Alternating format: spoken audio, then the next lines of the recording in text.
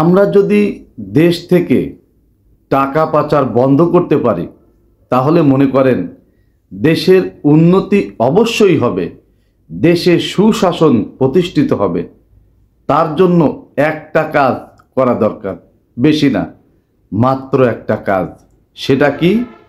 জনগণ যে ট্যাক্স এবং ভ্যাটের টাকা সরকারকে দেশ পরিচালনা করার জন্য দিয়ে থাকে, এই ট্যাক্স এবং ভ্যাটের টাকা কিভাবে, কোন খাতে, কতটুকু খরচ করা হচ্ছে তার পাই টু পাই হিসেব কাগজ কলমে এবং বাস্তবে জনগণকে দিতে হবে। কারণ জনগণের ঘাম ঝরানো টাকা এখানে প্রদান করেছে।